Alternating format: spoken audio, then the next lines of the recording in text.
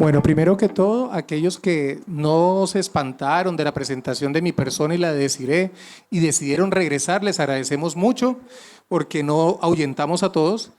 Y segundo, vamos a tocar un tema que curiosamente en la medicina se ha vuelto un tabú y es hablar de cura. Hablar de cura, curiosamente en medicina se ha vuelto un tema como que fuera prohibido hablar de cura, como que ninguna enfermedad alérgica o no alérgica pudiera curarse, y quiero hoy mostrarles otra visión y en ese sentido tal vez acercarnos a un consenso de qué sería cura y que tal vez algunos pacientes sí logran ese proceso.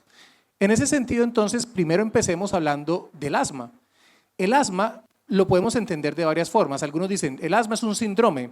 Entienda ese síndrome que es un conjunto de signos y síntomas que pueden tener diferentes orígenes. Otros dicen, no, el asma es una enfermedad que tiene diferentes endotipos. Lo que queremos decir, independiente de que usemos una forma o otra, es que el asma es resultado de diferentes procesos. Y esos diferentes procesos, los principales, los podemos dividir en estos dos tipos de inflamación. Inflamación tipo 1 e inflamación tipo 2. Esto realmente no es una cosa o la otra. Las células que están en la inflamación tipo 1 característicamente también lo pueden estar en la inflamación tipo 2. Y las que están en la inflamación tipo 2 pueden estar en la tipo 1, pero hay unos predominios. Y hay unas células que predominan en la respuesta tipo 1 y unas células que predominan en la respuesta tipo 2. Y la inmunoglobulina E es uno de los marcadores más populares que nos ayuda a pensar en la inflamación tipo 2. Pero entender cuál es el predominio que tiene nuestro paciente nos ayuda también a entender qué vamos a esperar con él en el presente y en el futuro. Por ejemplo, las diferentes comorbilidades alérgicas y no alérgicas que se presentan con el asma tienen una diferente proporción dependiendo si es alérgico tipo 2 o no alérgico, inflamación tipo 1, en el predominio. Por ejemplo, veamos el caso de las comorbilidades alérgicas. Esta es la frecuencia, comorbilidades alérgicas cuando la inflamación tipo 1 es la que prima en ese asma. Y esta es la frecuencia cuando es la inflamación tipo 2. Hay más comorbilidades alérgicas, obviamente, porque hay una inflamación tipo 2. Hay más frecuencia de agravamiento en el tiempo. Hay más restricciones por parte del paciente, por ejemplo, porque se ahoga cuando corre o tose en la noche y otro tipo de situaciones. Y más comorbilidades no alérgicas. En ese sentido, la inflamación tipo 2 se habla de un asma generalmente más grave. Y además es la más frecuente.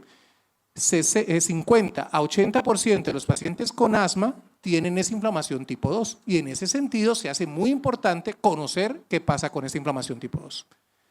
Y la frecuencia en Colombia también es importante. Hay algunos estudios que se han hecho en niños, pero los mejor diseñados estudios poblacionales se han hecho en adulto. Y para el año 2004 hablamos de que 10% de la población adulta en Colombia tenía asma. Para el año 2012 hablamos que el 12% de la población adulta tenía asma. Estudios del doctor Luis Caraballo, acá en Cartagena, que lo hizo con 6 ciudades, el doctor Rodolfo Denis, Elizabeth García y muchos otros, a los cuales le agradecemos estos estudios. Y actualmente estamos ya haciendo, y está próximo para publicación, una nueva actualización de la epidemiología del asma actual. Inicialmente vamos a publicar los datos de adulto, pero también posteriormente los datos en niños. Cogimos un total de 4.248 sujetos de la población general de Colombia, 6 ciudades diferentes, mayor de 18, y encontramos que la prevalencia actual es de 13.6%. En otras palabras, el asma, si vemos estas curvitas, viene en aumento. Es una enfermedad que viene aumentando. ¿Y por qué aumenta? Si decimos que la inflamación tipo 2 es lo que predomina, uno de los motivos es porque hay más alergenos. Y fíjense, este es un estudio que hemos realizado en 10 años en la Universidad de Antioquia, y observamos que para algunas fuentes, como por ejemplo Dermatofagoides farinae y Dermatofagoides ceronícinos, ya se alcanzó una meseta, por allá arriba, 80% de todos los pacientes que tienen asma en Medellín están sensibilizados a esas fuentes. Pero hay otras fuentes, por ejemplo, miren Blomia tropicalis, viene en aumento. Lentamente, año a año, más pacientes con asma en Medellín tienen una sensibilización a Blomia tropicalis. Y nos pasa algo similar con el gato y con el perro. Este aumento de la sensibilización se debe a varios factores. Por ejemplo, número 1, aumento de la tenencia de mascotas. ¿Quiénes de los aquí presentes tienen mascotas de 4 patas? No me refiero a la pareja. De 4 patas, darse la mano. Muy bien. Los que están aquí alzando las manos son las personas más juiciosas que han estado durante todo el curso, que no se han dejado arrebatar por la industria que nos está ofreciendo unos raspados muy deliciosos y otras cosas, y vienen acá. ¿Y qué ocurre? Más o menos el 50% alzó la mano. Ustedes están dejando las partículas de sus mascotas en cada una de esas sillas. Y los que no tienen mascotas se están exponiendo indirectamente a alergenos de perro y de gato. De esta manera, entonces, explicaría en parte por qué este aumento de la sensibilización a estas fuentes ocurre no solo con el que tiene la mascota, sino con los que no tienen, porque los que tienen están contaminando a los otros. ¿Quiénes van a matar a su mascota para no contaminar al otro? Alce la mano. Una sola. Mentira, no, nadie alzó la mano. Nadie va a sacrificar su mascota simplemente para beneficiar a otra persona por una cuestión de que el animal también es un miembro de la familia y demás. Pero lo que quiero mostrar aquí entonces es que la sensibilización a diferentes fuentes está aumentando. Y podría esto en parte explicar el aumento de la inflamación, del asma, especialmente aquel que es alérgico. Pero hay otros factores que pueden explicar el aumento del asma de tipo 2 o inflamación alérgica o de la que no es por inflamación alérgica. Por ejemplo, la contaminación del aire. Este es un índice de la Organización Mundial de la Salud que nos habla de la calidad del aire. Cuando está por encima de 80 es que estamos con un buen aire, o sea, un aire adecuado que podemos respirar y que los problemas respiratorios secundarios de la contaminación del aire es muy bajo. Y cada uno de estos años que ven aquí es de la población aquí en Colombia, de acuerdo a los datos de la Organización Mundial de la Salud. Si nos damos cuenta, ha cogido hay una tendencia a una pendiente en descenso, donde lentamente nos estamos acercando a unos niveles críticos que se consideran peligrosos para la salud. Esto nos está mostrando entonces es que el aumento de la sensibilización a las diferentes fuentes alergénicas, pero además el deterioro de la calidad del aire, podrían parcialmente estar explicando por qué la prevalencia del asma viene en aumento en Colombia. Mayor alergenicidad de diferentes fuentes por exposición más frecuente, pero además menor calidad del aire, favoreciendo una inflamación en general tipo 1 y tipo 2 y también una mayor exposición para la inflamación tipo alérgica. Con todo esto, entonces, nos preguntamos qué podemos hacer. Y lo primero que tenemos que hacer con un paciente con asma es ver las comorbilidades. Y resulta que el asma tiene muchas comorbilidades. Aquí solamente me voy a enfocar en las alérgicas. Miren el aumento en la frecuencia de rinitis. 70-90% de los pacientes con asma tienen rinitis. 5-15% tiene dermatitis atópica. 40-70% tiene conjuntivitis. 10-20% tiene rhinosinusitis y 5-8% tiene rhinosinusitis con pólipos y enfermedad respiratoria exacerbada por AINES. En otras palabras, el asma es el combo McDonald's. Si tienes asma, tienes todo el paquete. Si usted pide las papas, le damos gratis la gaseosa y le damos gratis la hamburguesa. En otras palabras, no debemos limitarnos a pensar en los pulmones en un paciente asmático. Tenemos que ver todo el contexto holísticamente a nuestro paciente porque le curamos el problema pulmonar, pero hasta que no resolvamos la nariz, esto va a seguir. Y igualmente ocurre con las otras comorbilidades. Viendo entonces todo esto que estoy diciendo, que hay un ambiente cada vez más tóxico, con mayor contaminación, mayor exposición a fuentes aquí en Colombia, realmente podemos hablar de cura. O sea, usted me vino hablando de cura cuando me está diciendo que cada vez el aire está peor y que la situación está cada vez más mala. Pues realmente creo que sí. Creo que sí podemos hablar de esto y para poder hablar no quiere decir que necesariamente se alcance, pero tenemos que ponerlo en la mesa y lo primero es llegar a un acuerdo de qué vamos a llamar cura. No hay una definición universal de lo que es cura. Es muy chistoso que como médicos estamos de acuerdo en hablar de enfermedad, pero no de lo que estamos buscando, y es que el paciente se cure. Por lo menos yo busco que mis pacientes se curen. No siempre lo logro, la mayoría de las veces no lo logro, pero eso es lo que intentamos, que el paciente esté bien y logre resolver su problema. Vamos a hablar un poquito de lo que nos recomienda el GINA. El GINA hace una recomendación de remisión que no es la única que hay. De hecho, la doctora Eli Dueña esta mañana nos mostró otras formas de definir lo que es remisión, pero el GINA nos dice: remisión terapéutica, control clínico y disminución de marcadores inflamatorios. Remisión sin terapias, control clínico y disminución de marcadores inflamatorios sin farmacoterapia por al menos un año.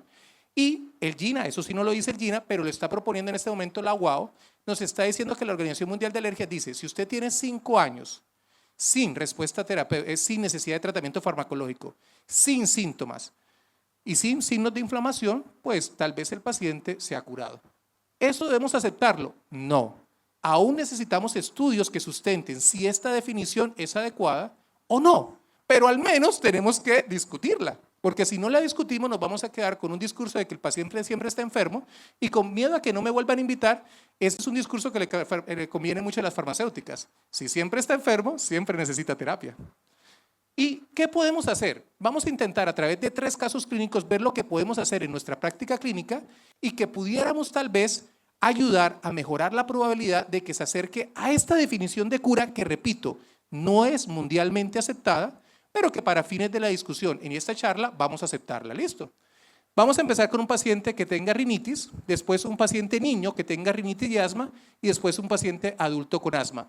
Y veamos qué pasa con él en su evolución clínica en el transcurso del tiempo. Empecemos entonces con el niño. Manuel es una paciente de 6 años con diagnóstico de rinitis persistente alérgica con sensibilización IgE demostrada a ácaros y perro.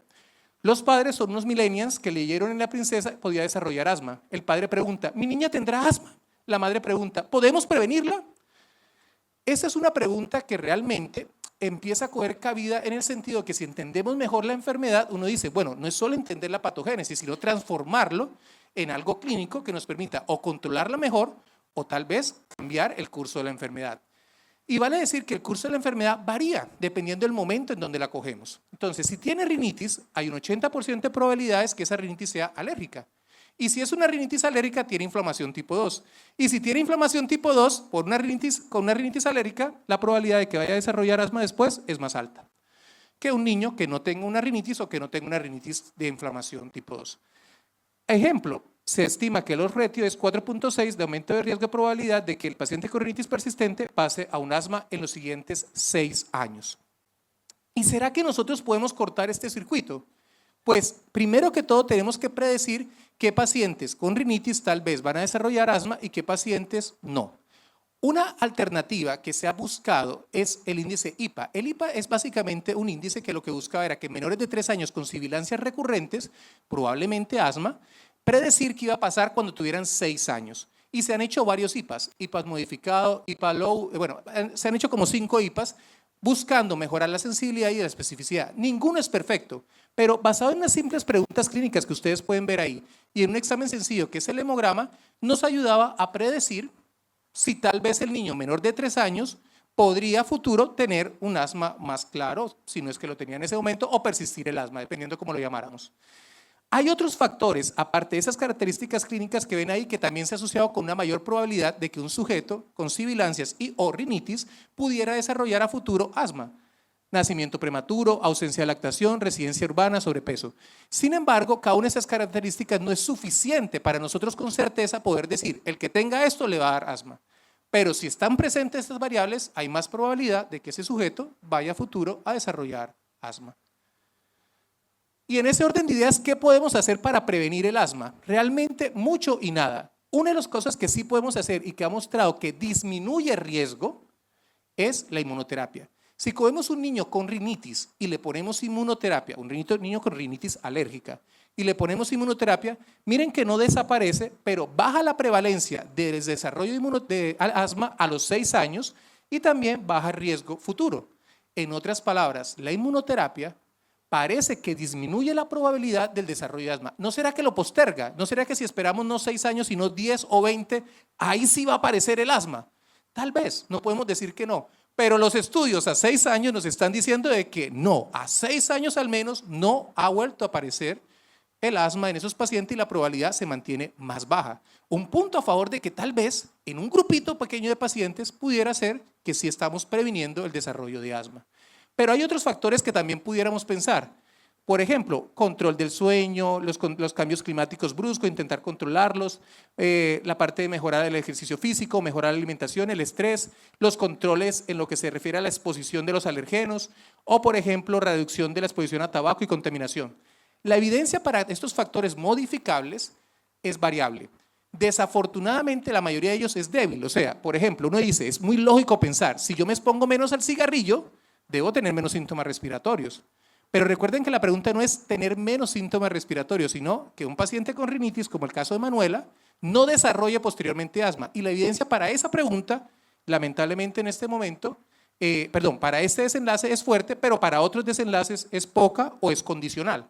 En otras palabras, hay algunos factores que podemos saber hoy que nos ayudan a prevenir, pero hay otros que pudiera ser, pero no. El que ha mostrado más fuerte hoy en la rinitis alérgica es el uso de la inmunoterapia. Y entre más temprano hagamos esas medidas de evitación a la contaminación o a las fuentes, más probable es que tal vez en algunos pacientes esto beneficie y evite el desarrollo de asma. Sin embargo, esto es condicional. Hay algunos estudios que dicen, por ejemplo, si retiro muy temprano el perro, tengo más probabilidad de que ante una nueva exposición desarrolle alergia al perro. Entonces, hay una gente que dice, bueno, entonces expongamos a los perros tempranamente, pero también hay estudios que muestran que si los exponemos tempranamente pudiera también aumentar el riesgo. O sea, esto es un poco controversial, pero en general se supondría que una evitación temprana podría ayudar a evitar la sensibilización a estas fuentes o el deterioro por los contaminantes. Pero es muy fácil decirlo. pero hacerlo es otro tema. Por ejemplo, este fue un estudio que realizamos con 300 pacientes. Les evaluamos a que estaban sensibilizados, o sea, qué sustancias podían estar produciendo la alergia. 119 salieron sensibilizados a una mascota y 72 de ellos tenían una mascota. Hace unos años, la recomendación en ese caso, ¿cuál era? Saque la mascota, mátela, descuartícela. La única mascota que usted puede tener es la del iPad o la del celular, porque las mascotas le están haciendo daño. La prueba lo dijo. ¿Qué nos dijeron los 72 pacientes? Sí, señor, vamos a sacar la mascota de la casa. Vuelvo a repetir, no me refiero a la esposa, no me refiero al marido, me refiero a perros y gatos. Y en ese sentido, a los pacientes se les olvidó que ellos estaban participando en un estudio en donde íbamos a ir a la casa a tomar una muestra de polvo. Y como se les olvidó ese pedacito de la historia, cuando llegamos a la casa, adivinen quién nos recibió en las 72 casas. El perro y el gato. Lo que quiero decir con esto es que sacar a la mascota de la casa es muy complejo. Realmente es un miembro de la familia, así que las medidas de evitación de sacar el perro, sacar el gato, es prácticamente imposible. Y en otros estudios que se han hecho desde el Instituto de Investigaciones Inmunológicas acá en Cartagena y que estamos haciendo también en Medellín, ha mostrado que más del 90% de las casas tienen ácaros. Y es cierto que el Ácar Clean ayuda a bajar la carga de los ácaros, pero no los desaparece. Y en ese sentido, bajar la carga no es sinónimo de que desaparezcan los alergenos. Por tal motivo, el control ambiental puede ayudar, pero no es suficiente para controlar los síntomas. Y volvemos entonces a que la inmunoterapia y la modulación inmunológica puede ser la alternativa que nos ayuda a mejorar la probabilidad de que ese niño con rinitis no desarrolle posteriormente asma. Vamos al caso número 2. Carlos es un paciente de 2 años, desde 2 años. Desde 9 meses de vida presenta tos que ahora se exacerba cuando corre y en ocasiones se levanta en las noches por ahogo. Hoy llega a la consulta de la clínica de alergias en Cartagena, donde diagnostican asma. El padre pregunta, ¿se la van a quitar? Si le quitan los pulmones, le quitan el asma. O sea, sí se puede, pero tal vez necesitemos los pulmones para muchas otras cosas, así que esa solución no sea la más adecuada. Volvemos entonces a la parte que hablamos de la inflamación y aquí toma importancia. Miren que ya no es el paciente, este ya tiene asma, no es el prevenirlo, ya tiene asma, ¿será que se le quita? Nuevamente, dependiendo del perfil de predominio de inflamación, sea tipo 1 o tipo 2, el desarrollo en el tiempo va a ser diferente. Si tiene menos de 3 años de edad y no encontramos un predominio de inflamación tipo 2, la probabilidad de que ese asma persista a los 6 años es de 40% y la probabilidad de que persista a los 12 años es de 20%. O sea, si no hay inflamación T2, hay muchos niños que esto se le va quitando. Pero si tiene inflamación T2, también se le quita, pero miren que la frecuencia es un poco menor. O sea, hay una mayor persistencia de los síntomas respiratorios, se inician ante los 3 años y se demuestra la inflamación tipo 2. Pero hay un gran número de pacientes que incluso a los 12 años ya no tiene síntomas respiratorios. Y si no tiene síntomas respiratorios y no tiene tratamiento farmacológico, ¿cómo llamamos eso? Se curó. Por lo menos así lo llamo yo. No quiero que estén de acuerdo. Por suerte aquí no hay sesión de preguntas, así que no me pueden refutar. Pero si no tiene tratamiento y no tiene síntomas, pues hasta que se demuestre lo contrario, ese paciente se le curó la enfermedad. Hay unos estudios, por ejemplo, reciente que se publicó en la revista Chess, que decía con un seguimiento de 60 años que la remisión en pacientes con asma grave en la infancia era menos del 10%. Entonces eso es mucho menos de lo que usted me está diciendo. Sí, pero miren el apellido, asma grave. O sea, si tenemos un niño con asma grave, la probabilidad de que esto desaparezca en el tiempo es muchísimo menor que si estamos hablando del asma común y silvestre, que en el 95% de los casos es o leve o moderada. Y que sigue la secuencia que presenté anteriormente, que es que va desapareciendo en un gran número de estos pacientes. Y la inmunoterapia, ¿será que en este caso nos puede ayudar? Aquí desafortunadamente la evidencia cambia, es muy poca. Para poder decir que la inmunoterapia nos quita el asma, la evidencia es débil. Sin embargo, algunos estudios sugieren de que tal vez en algunos pacientes baja esa probabilidad en el tiempo. Miren que a los 12 años, 50% si no tiene inmunoterapia versus 41% si tiene inmunoterapia. Aún es discutible. Pero si no le quita el asma, sí se ha mostrado que le va a ayudar a mejorar la función, le va a ayudar a disminuir el número de exacerbaciones año de síntomas, le va a ayudar a reducir la terapia farmacológica. Entonces, no le quitan el asma en un grupo importante, pero en algunos sí y en otros va a controlar el asma. Así que no es una terapia costo efectiva desde ese punto de vista. Y todas las otras alternativas que hablamos acá, hay poca evidencia y no clara reducción de prevalencia de asma en los pacientes que lo tienen. Así que en este caso, cuando ya está el asma instaurado, ya es más difícil poder hablar de remisión, pero aún así algunos, cuando son pequeños, tienen alta probabilidad de que reduzcan el tiempo. Me queda un minuto y por suerte esta vez parece que sí voy a cumplir el tiempo porque me faltan creo que 4 diapositivas. Este es un estudio realizado acá en Colombia con más de 1000 pacientes, donde evaluamos con inmunoterapia el seguimiento a 4 años. La reducción farmacológica fue importante, los que recibieron inmunoterapia versus los que no recibieron, pero para fines de esta presentación, esto es lo que me interesa que veamos.